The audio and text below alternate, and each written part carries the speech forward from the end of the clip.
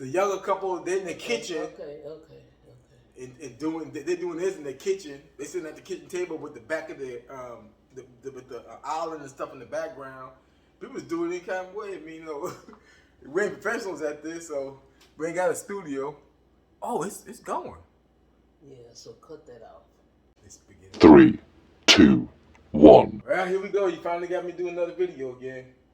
Hey, folks, what's going on? My wife had been wanting to do a video for a while. I've been not wanting to do one, but here we are doing one, and for good reason though, and so forth. So, Betty, you want to tell me what we've been up to? We ain't seen you guys in a minute. Oh, you tell them.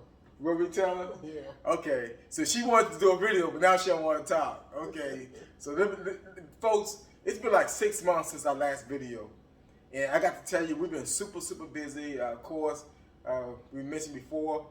I don't know if y'all remember or not, but we run a estate sale business, so we're right in the midst of doing 2 estate sales back to back actually, and everything. And plus, we sell online as well and everything. So that's what we've been real busy doing and everything. My wife's, of course, which you doing? Still school. Yeah, which is school and everything like that. So, and so that's great and everything. But as the title suggested, man, we got a doozy for y'all.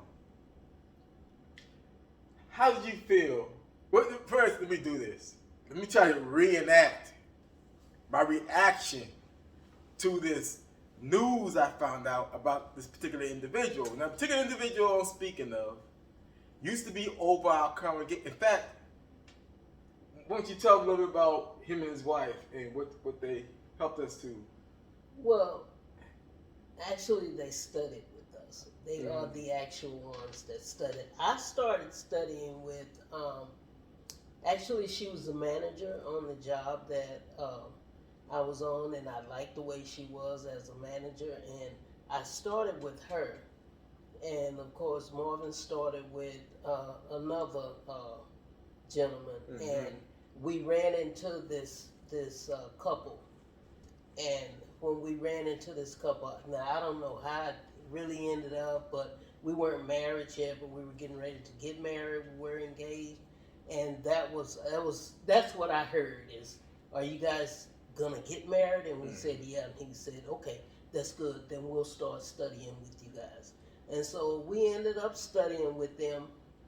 Now, maybe later on, I don't know which video, but you guys will get to hear a little bit about my actual background. And one of them I'm going to throw a little bit is that I never got a chance to meet my father. Okay?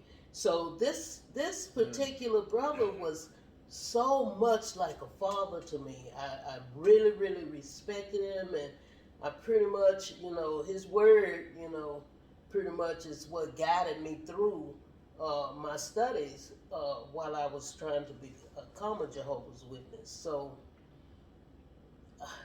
his words was like gold to me. He was like the father that I didn't have, and things like that. So with that, I'm gonna pass it back. Like she was saying, him and his wife. They studied with us and to progress towards the point of both of us being baptized. And as we mentioned earlier and showed in our earlier videos, we get baptized in year 1997. And what date was it exactly? It was December 6, 1997, and we got baptized together in the water together. So I'm gonna try, like I said, I'm gonna try to reenact what happened when I seen this same individual that we're speaking of, this same brother that we're speaking of, this older brother. He was over the congregation at that time, okay? So I'm looking online, looking through my phone, and I'm saying, okay, looking at people, because I ain't talked to nobody recently and everything, even family in the truth and everything, so I'm just kind of looking and Googling different names. And for some reason, I Googled his name. And when I first found the site, I clicked it on, and it's like his picture, his mugshot just popped up. I mean, like a big mugshot. And I was just throwing back. I said, what? And then my wife, she was busy at the time, so I wait till she got off the phone and everything. And I went in there, and I said, I took my phone. I said, "Do you know what this is?" What you say? Well, I said Uncle Curtis. That's another brother that he's my uncle-in-law, and I mean I was very crazy about him as well. And he had passed, so I just thought maybe it was an older picture, and then I had to look at it really good. And when I looked at it good, it was him. And so it's like I looked at it, I seen it, it was the brother, you know, that studied with us, that, you know, really treated us like, you know, he really was family. Yeah. And then I looked up and I saw the caption and the writing. And what did it say? Sexual assault. Yeah, folks. Yes. And he was registered. Yes. So, like I think it's in every state in the U.S. In Texas, if you have been convicted of a sexual crime, you have to register as a sexual offender. And when I seen his mugshot, and then you'll see the picture pop up and everything. It's already been up there and everything, and you'll see I blocked out his picture, of course, his picture and his name and everything like that. This is something that he did back, and he was charged for back in 1972. And this particular individual, he's in his 70s now. He was charged for it in 1972. And it did say it was a female. And he did receive 11-year sentence, in which he finished the rest of it. I guess he did time, some of it. I don't know how much time he did, whatever. But he was on parole and everything. But his is like... So I did like a little research into it, because this just blew my mind. We couldn't get over it for a few days. We was like, man, I can't believe it. This individual right here, not to hold anything specifically against anybody, because like I spoke in one of my previous videos before, you know, I got a background. But to find out, because of everything that's been happening within the organization, with the CSA and all these other things that have been happening and things that have been revealed, it would just blew our mind and everything. So, yeah, 11-year sentence. And to find out that he has to report every year and take a mugshot. He has to do that every year. So, when we went up under the site, it showed you all the pictures from the previous years. I think he started reporting in, I think it was like 2001 or something like that. 2008, okay, well, 2008 and so forth. That he had, that's how far back the mugshots went and everything. But, man, it just blew our mind. And I just say, we got to get on here and share this. Because, you know, people, in course, like we've been finding out, people in congregations, the JWs in the congregation, do not know many times the history of those who, especially in the lead. And this brother was over the congregation. Him and his wife brought me and my wife into the truth and studied with us to the point of baptism. And to find that out, it really blew our mind. And because you kept saying what about how it made you feel and everything. You mean afterwards? After you seen the shot? Well, I mean, you know, something I said, we were riding today, and I said, I am so sick of being right. Mm-hmm. You know, I said, from the beginning, you know, and I always go back to the sisters that actually came to I was taking my husband to the Kingdom Hall, and I was still a Baptist at the time. So I was going to the Baptist church, and he was going to the Kingdom Hall, and we were, you know, planning to get married, so we were using one vehicle. And everybody grinned all the time. Mm-hmm. Every time you look around, they was grinning, and it's no matter how, I don't care what kind of excuse you made not to study, they came up with an answer. And I just didn't like it. I said, why is everybody so happy all the time? Because I love bomb you.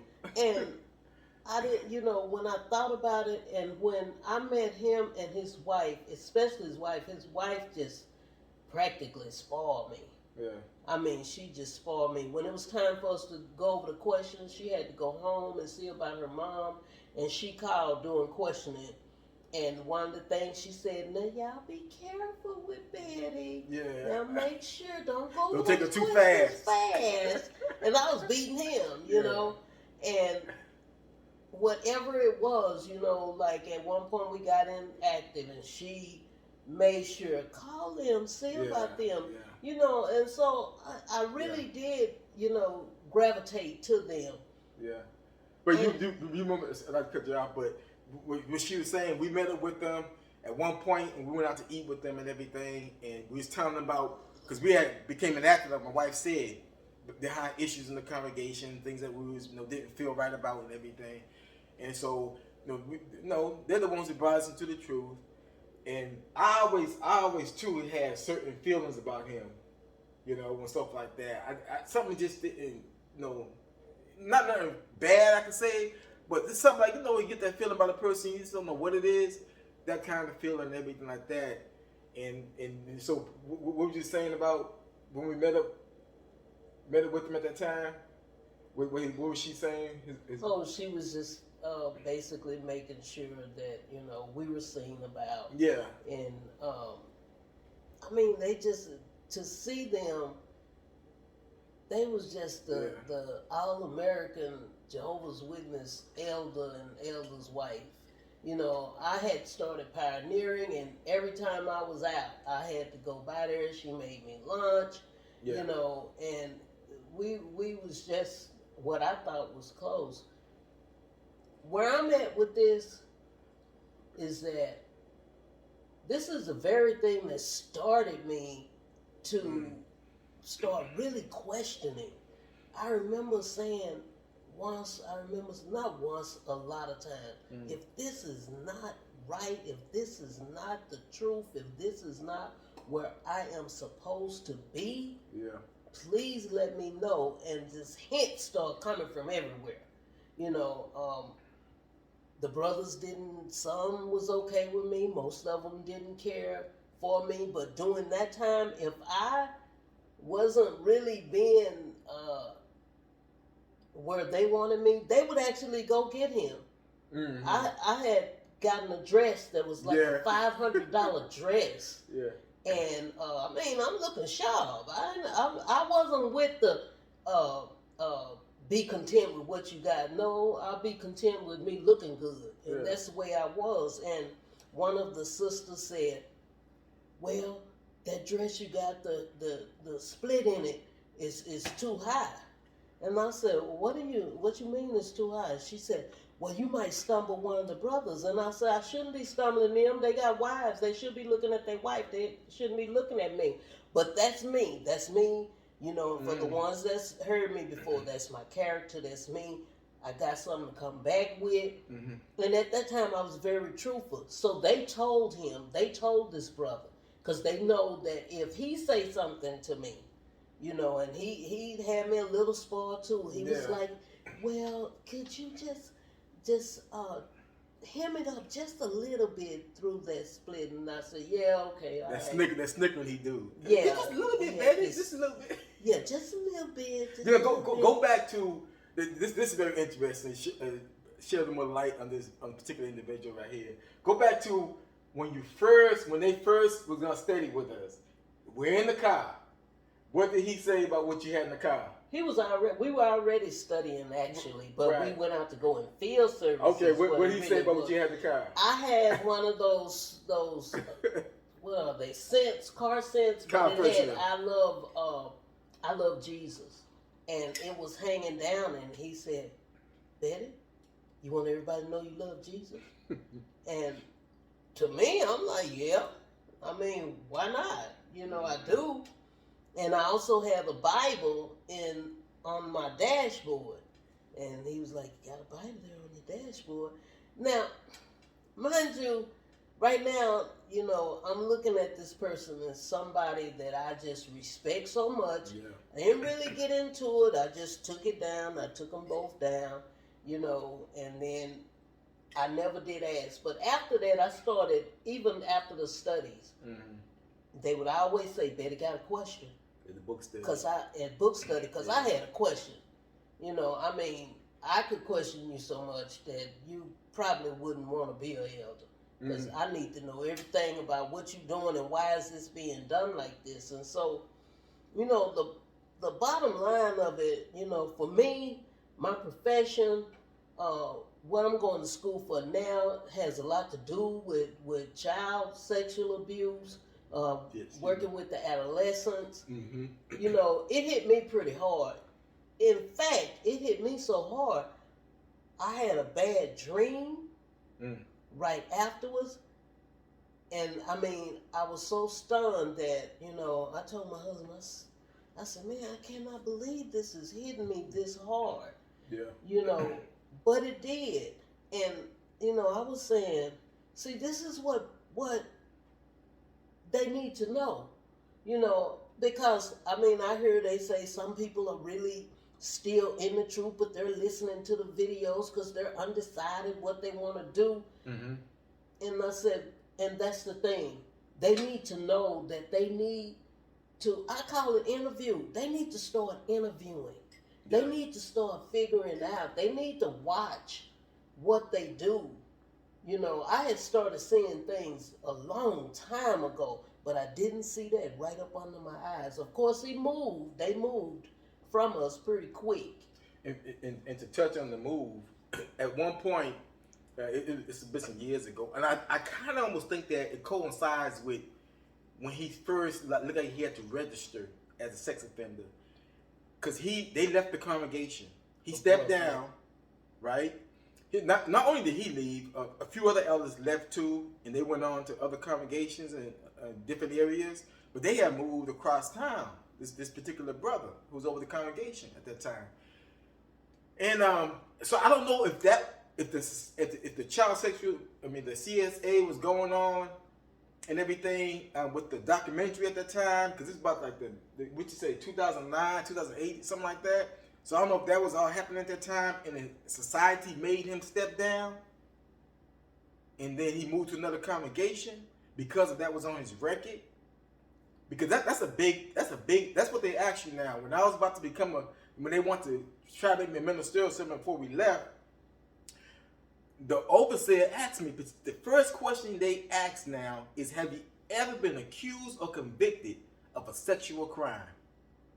And so, if that's the case, then he shouldn't be serving as an elder now either. Because you can't serve as an elder, from my understanding, maybe you get grandfathered in, I don't know. But yeah, what you're just saying about far as individuals knowing, like right up under your nose, you think this person, you would never suspect this person of have been charged of something like that, and his mugshot sitting up there, and he got to report every year for life, for the rest of his life, and everything. So we both were thrown off by it. We're still processing it as we do this video. We were processing it for some time now and everything. But we don't know if the sexual abuse, it says a female, so we don't know if it was against a child or just a grown woman or what and stuff like that. So, but yeah, we thought we wanted to really get on here and share that with you. Not only that too, but a couple other things too that we had. Did you want to say some more about him?